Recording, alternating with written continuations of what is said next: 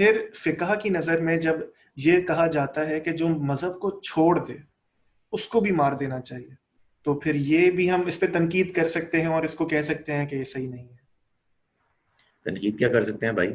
قرآن مجید میں 2-3 جگہوں پہ ارتداد کا ذکر ہے، کہیں بھی یہ ذکر نہیں ہے کہ آپ بندے کو مار دیں۔ یہ بھی دیکھیں، میں آپ کو بتاؤں کہ اگر آپ ایک مرتبہ اس بات کو ایبزارب کر لینا، قانون رسالت، قانون اتمام حجت اور اللہ کا عذاب، سب چیزیں فٹ نوٹ میں فٹ بیٹھ جائیں گی۔ یہ بات حدیث میں آئی ہے کہ جو ان میں سے دین چھوڑ دے اس کو قتل کر دے، یہ بالکل ٹھیک بات ہے، یہ اسی قانون کے مطابق ہے۔ جس شخص کے لیے مسلمان ہونا ضروری تھا اپنی جان بچانے کے لیے، وہ مسلمان ہو کے پھر غیر مسلم ہو گیا، اس کو قتل کر دینا چاہیے۔ جو بندہ مسلمان پیدا ہوا 2 صدیاں بعد اور اس نے دیکھا کہ یار مسلمان تو بڑے فضول قسم کے لوگ ہیں، جھوٹ بولتے ہیں، وہ لوگ بڑی کنونسنگ باتیں کر رہے ہیں، اور وہ کہیں میں دین چھوڑ رہا ہوں، اس کو آپ کیسے مار سکتے ہیں بھائی؟ کس بنیاد پہ؟ قرآن کہتا ہے لا اکراہ فی الدین، دین میں کوئی زبردستی نہیں ہے۔ اللہ تعالیٰ نے اس دین کو، اس دنیا کو ایک آزاد آزمائش کی جگہ بنایا ہے، جو بندہ جو چاہے اوپینین فارم کرے۔ تو یہ ایک نہایت ہی انفارچونیٹ بات ہے۔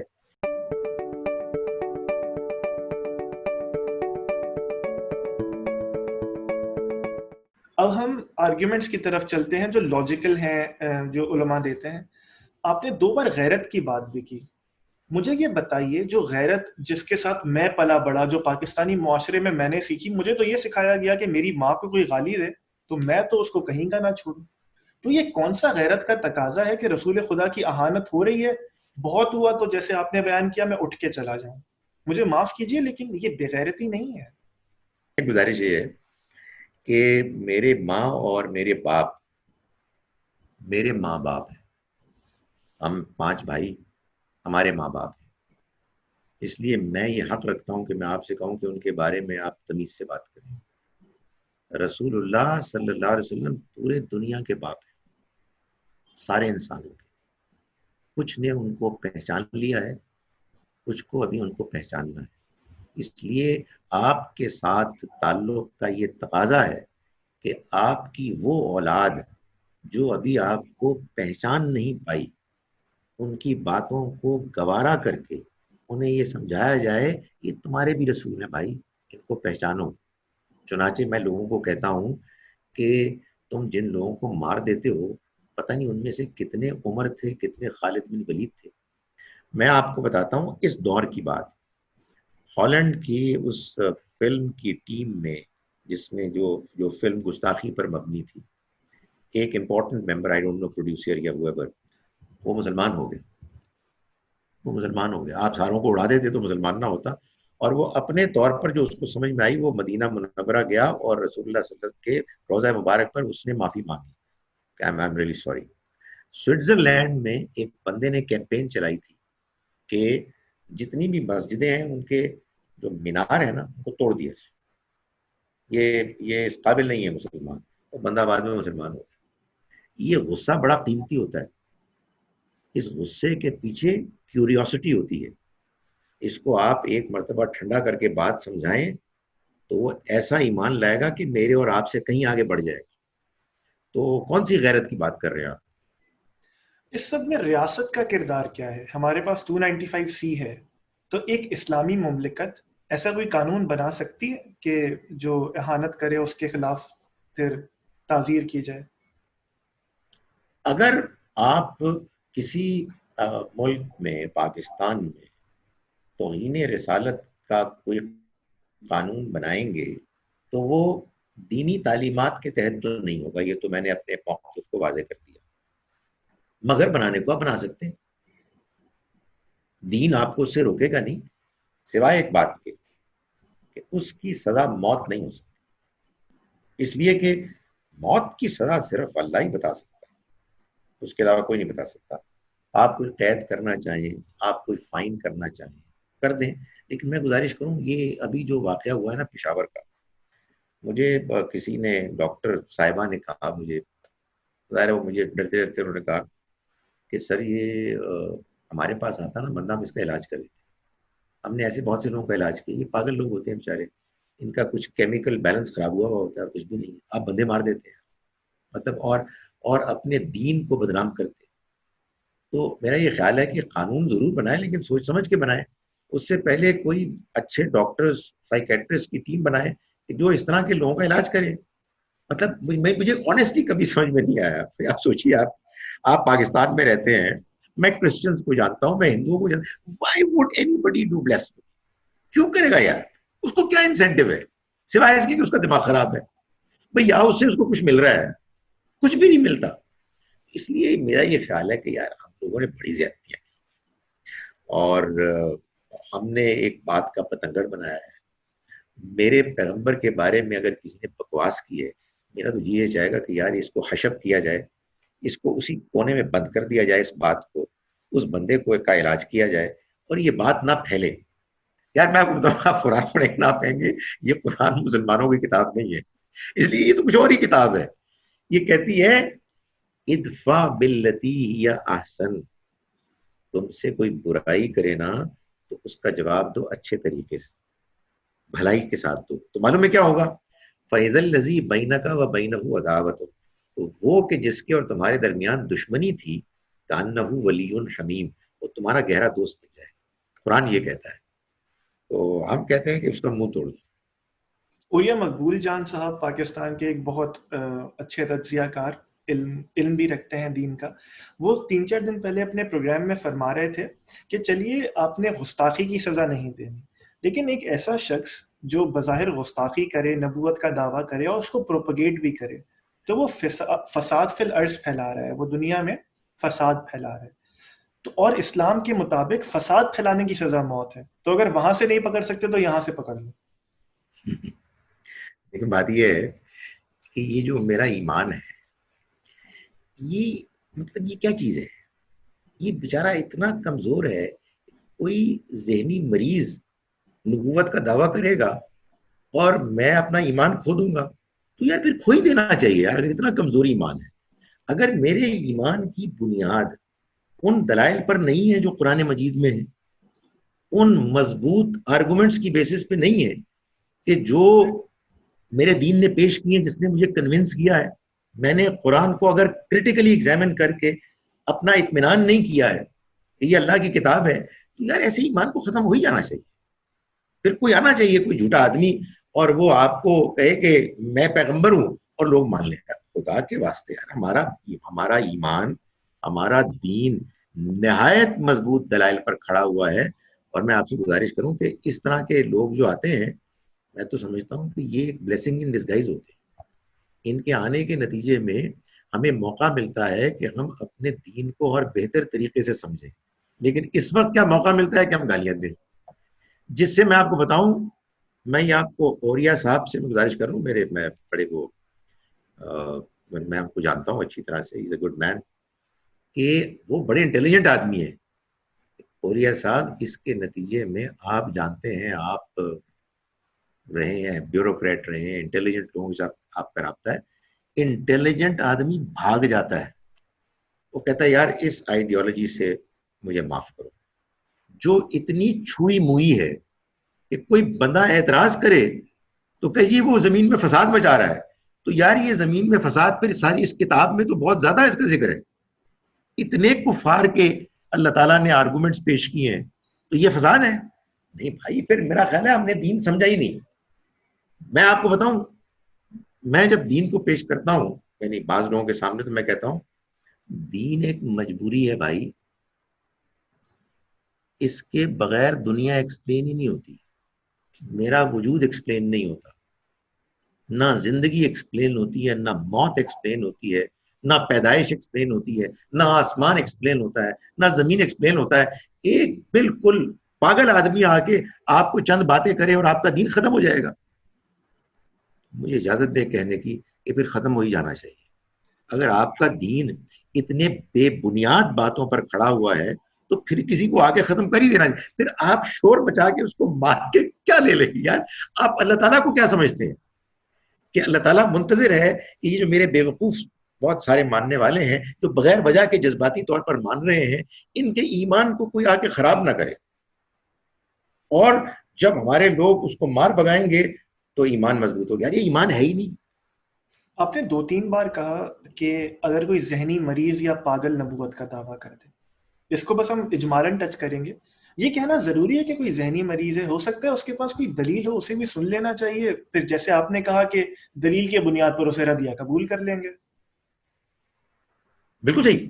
میں تو سچی بات ہے، میں کہہ چکا کہ ایسے لوگ میرے نزدیک they are a blessing in disguise. آپ مجھے اجازت دیجئے کہ یہ لوگ جو ایتھیسٹ جو ہے نا، جو ہمارے نوجوانوں پر حملہ آور ہو رہے ہیں، مجھے اس سے کوئی خطرہ نہیں. اس لیے کہ یار ہمارے لوگ جو سوئے میں وہ جاگیں گے، کچھ پوچھیں گے نا کہ وہ کہتے ہیں یار اللہ بھی ہی نہیں ہے، وہ کہتے ہیں اللہ تعالیٰ ہی کوئی نہیں. تو اب ظاہر ہے اللہ کی کتاب سے پوچھیں گے کہ اللہ تعالیٰ تو ہمیں بتا تو کیسے ہے. سو لوگوں کا علم بڑھے گا. لوگوں ابھی تو دیکھیں وہ کیا خوبصورت بات کی علامہ اقبال نے. علامہ اقبال کو بھی پڑھ کے ہم سو گئے ہیں. علامہ نے کہا نوجوانوں کو، خدا تجھے کسی طوفان سے آشنا کر دے کہ تیرے بحر کی موجوں میں اضطراب نہیں. یہ جو آپ کے بحر کی موجوں میں اضطراب ہے نا، یہ پیدا کرتے ہیں گستاخ، یہ پیدا کرتے ہیں ایتھیسٹ، یہ پیدا کرتے ہیں اعتراض کرنے والے. آپ ان کو مار دیں گے تو آپ کی بحر کی موجوں میں کوئی اضطراب نہیں رہے گا، کشتی وہیں کھڑی بھی ہوگی. مزے کر لیں آپ. اب کیونکہ وہ گفتگو یہ مونولوگ سے ڈائلاگ ہو گیا تو مجھے معاف کیجئے، میرے ذہن میں سوال آ رہا ہے اور میں خود ڈیویٹ کر رہا ہوں، لیکن میرا خیال ہے پوچھ ہی لیا جائے کہ آپ نے اقبال کا ذکر کیا اور آپ کو علم دین شہید کا واقعہ یاد ہوگا. اقبال نے کہا تھا کہ لوہار کا بیٹا ہم سے بازی لے گیا. تو میں اس پہ ایک تجزیہ پیش کرنے کی جرت کرتا ہوں. اس کو پھر میں اس زاویے سے دیکھ لوں کہ اگر ہم اقبال یا کوئی بھی شخص اس کی تمام باتوں کو قبول نہ کرے، جو اچھی لگتی ہے وہ قبول کر لیں، جو ہمیں لگتا ہے کہ اختلاف ہے اسے باعزت اختلاف کر لیں. ہم کر سکتے ہیں نا یہ؟ بات یہ ہے کہ اگر تو ہم نے اقبال کو پیغمبر مانا ہوتا پھر تو نہیں کر سکتے تھے، لیکن جنہوں نے مانا ہے وہ نہیں کریں گے، ہم تو کریں گے. میرے نزدیک ایک نہایت ہی عجیب و غریب کام کیا ہمارے ان بزرگوں نے کہ وہ غازی علم دین والا واقعہ جو ہے وہ ہمارے لیے معلوم ہوتا ہے کہ جیسے قرآن حدیث بن گیا. تو یہ پرابلم ہے. سو دیکھیں یہ بات میں پہلے کر چکا ہوں کہ ہمارے نزدیک دین قرآن ہے، سنت ہے، حدیث بھی وہ قرآن سنت کی روشنی میں دیکھی جائے گی. تو اقبال صاحب تو بہت دیر میں آئیں گے نا، ان کی باری تو بہت دیر میں آئے گی. چلے اب وہ تو کچھ 12. جی اب کچھ آخری جذبات کی بات کرتے ہیں جو عموماً قرآن و سنت سے ہٹ کر بیانیہ پیش کیا جاتا ہے. دیکھیے پریکٹیکلی دیکھا جائے، آپ کو بھی اس کا اندازہ ہے، میں بھی جب رپورٹنگ کرتا ہوں تو میں دیکھتا ہوں کہ ہمارا قانونی نظام ٹوٹنے کے دہانے پر ہے. وہ کسی کو انصاف نہیں دے رہا. اس بحث کو چھوڑ دیتے ہیں کہ قانون 295C ہونا چاہیے یا نہیں، لیکن جب ہے تو اس پہ عمل درآمد ہونا چاہیے. یہی ہر ذی شعور کا نقطۂ نظر ہوگا. عمل درآمد ہو نہیں رہا. یہ جو پشاور والا کیس تھا، یہ صاحب بھی 2 سال سے جیل میں تھے اور ان کا مقدمہ چل رہا تھا. جب عدالت انصاف نہیں دے گی تو لوگ قانون تو ہاتھ میں اٹھائیں گے. اور جب وہ قانون ہاتھ میں اٹھائیں گے تو یہ زمین پہ فساد ہوگا، اس کی سزا موت ہے ہمارے لیے. چلے لیکن گزارش جی یہ ہے یہ دنیا کبھی بھی پرفیکٹ نہیں ہوگی.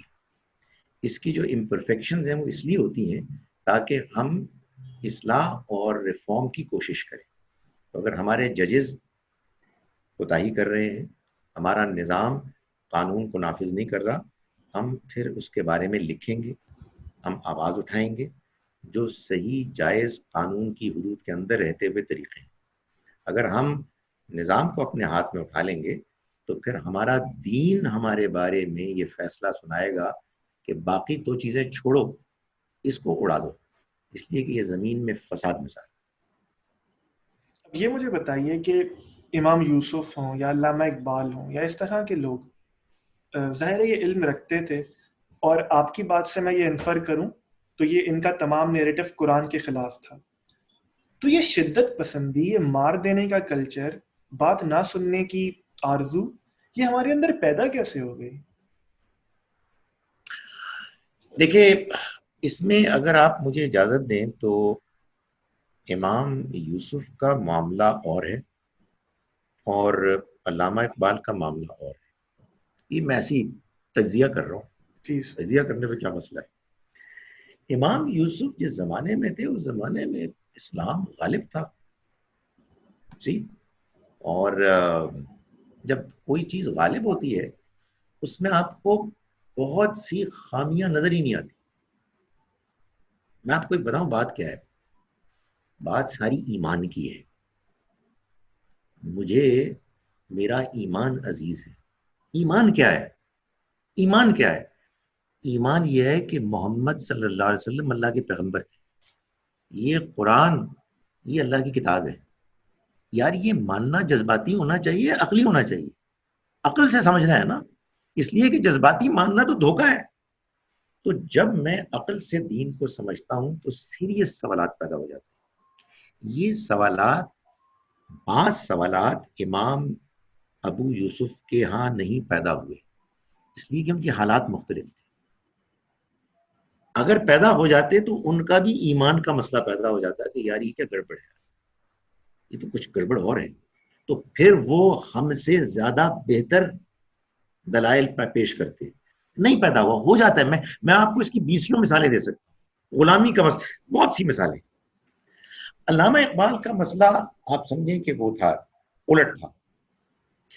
وہ اس دور میں پیدا ہوئے جب آپ کہیے دین تو کبھی بھی مغلوب نہیں ہو سکتا, لیکن بہرحال اسلام اور مسلمان یہ مغلوب ہو گئے تھے.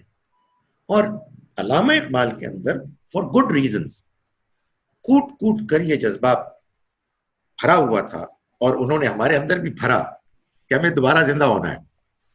وہ اس میں تھوڑا سا ایگزیجریٹ کرنے لگے. اس کو بھی معاف کر دینا چاہیے, یہ ہو جاتا ہے. اس لیے ہم چاہے کتنے ہی نالائق اور ایڈیٹس ہوں, بہرحال یہ جو ہے نا کریٹیکل انالیسس, تنقیدی جائزہ, یہ جاری رہنا چاہیے. یہ انتہائی قیمتی چیز ہے.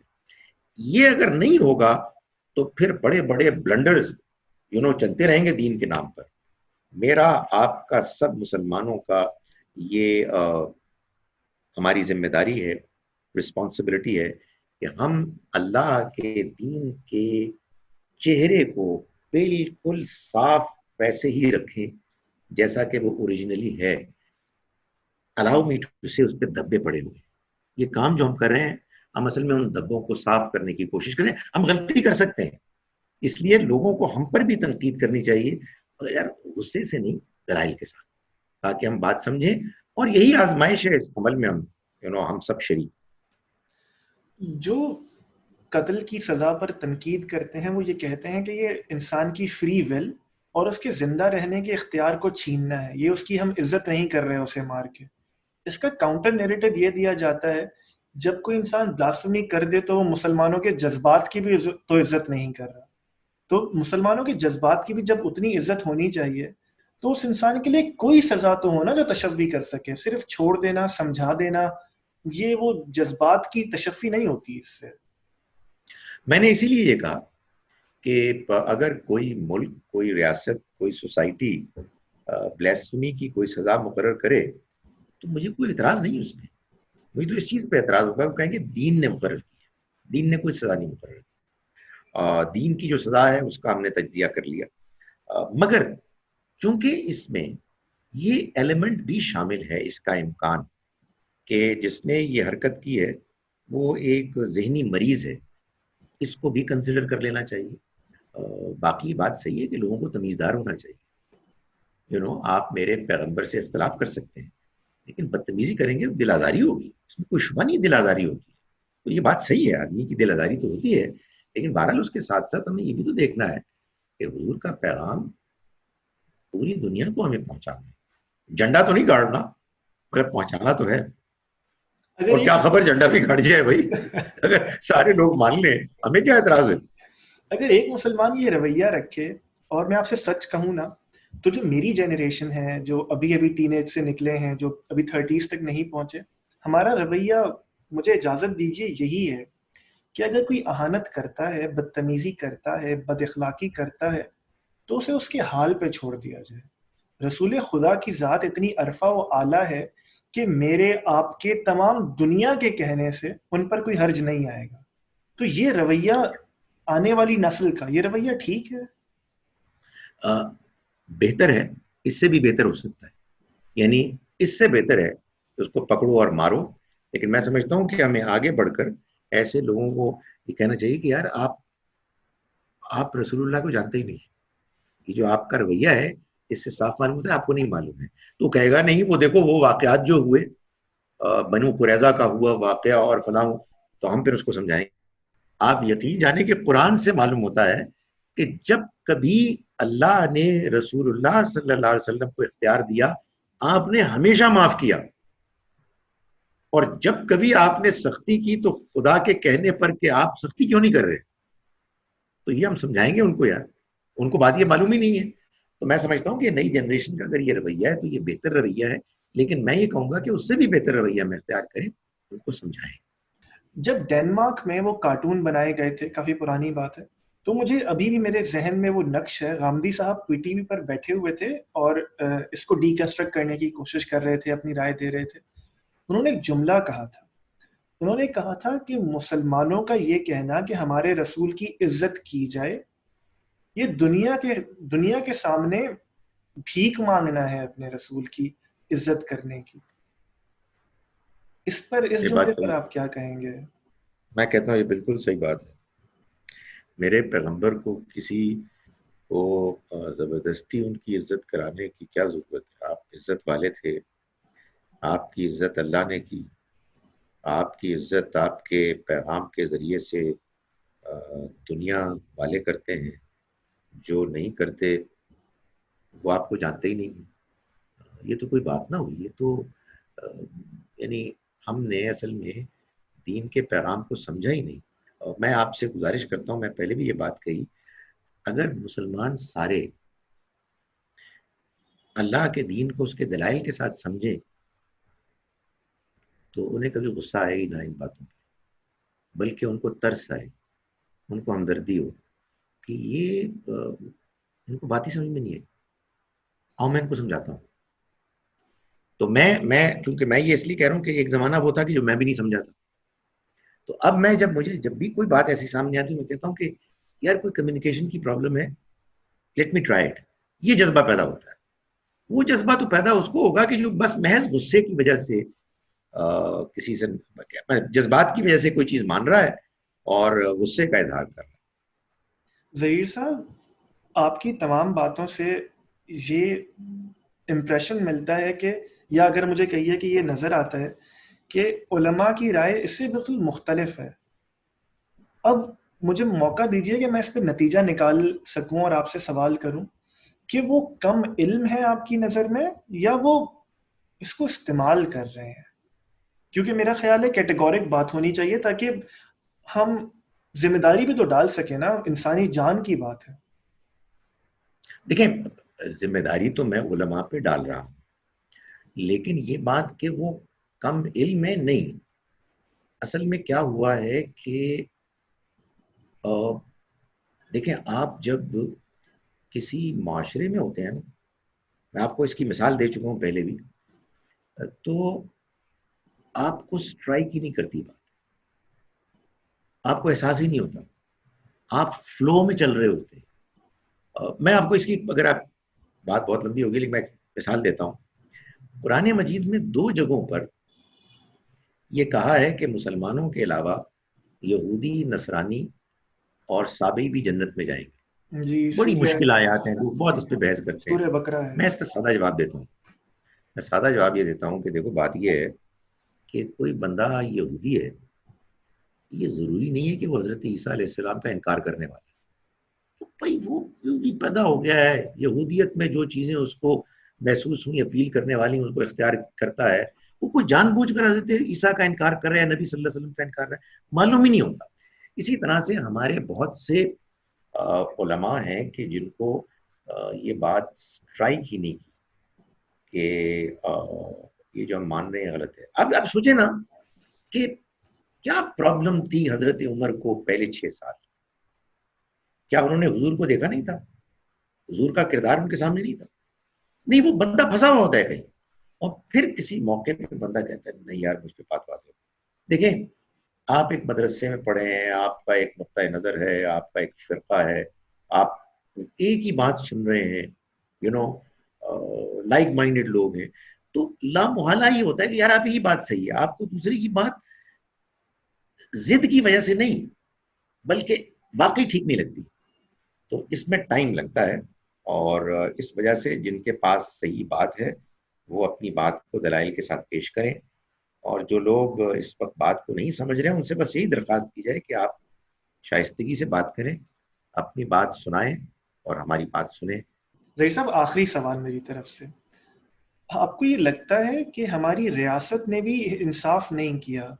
اگر ہماری جانیں بچانا بھی تو ریاست کا کام ہے نا، نہ کوئی جج اس طرح کا کیس لیتا ہے، نہ کوئی وکیل اس کی پیروی کرتا ہے. ابھی دیکھیے اس بندے کو مار دیا گیا، نہ آرمی چیف کی طرف سے کوئی بیان آیا، نہ وزیر اعظم کی طرف سے، نہ صدر مملکت کی طرف سے. تو ہماری ریاست بھی آنکھیں بند کر کے بیٹھ گئی ہے، اور مجھے یہ اجازت دیجیے کہ بعض اوقات وہ اسے استعمال بھی کرتی ہے.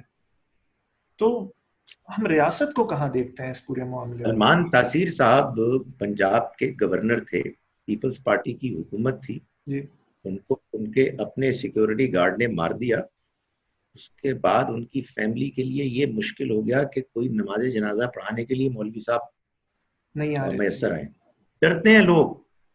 یہ تھریٹ یار جان کو تھریٹ ہے. مطلب آپ سوچے نا، بات یہ ہے کہ army chief, prime minister, president, ان کے سامنے سلمان تاثیر صاحب کا واقعہ ہے.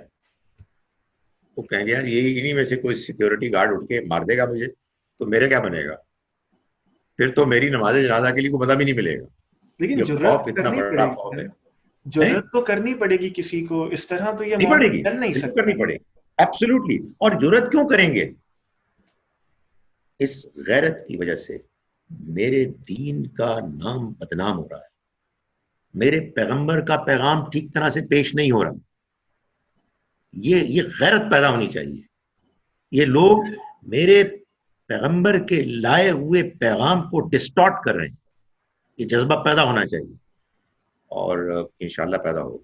مجھے اجازت دیجیے کہ میں قرآن کوٹ کر سکوں آپ کی بات کو. میں سیکنڈ کیا کروں گا بس اپنی رائے دینے کے لیے، کہ اگر کوئی مجھ سے پوچھے نا کہ قرآن کی سب سے خوبصورت آیت مجھے کیا لگتی ہے، کہ انسان کو انصاف پر قائم رہنا چاہیے اور سچ بولنا چاہیے چاہے وہ اس کے اپنے خلاف ہو.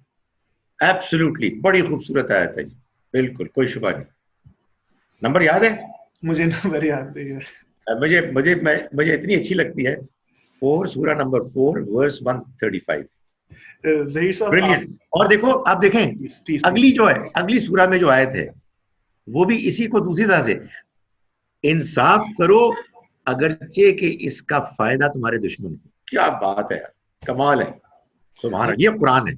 ظہیر صاحب آخری بات، اگر میں کچھ نہ پوچھ سکا، آپ کو لگتا ہے کہ اس پورے ٹاپک کو کور کرنے میں سوالوں میں کوئی کوتاہی رہ گئی، یا آخر میں آپ کچھ کہنا چاہتے ہیں تو پلیز. دیکھیں آپ نے بہت اچھی باتیں کی، بہت اچھے سوالات کیے. جو لب لباب ہے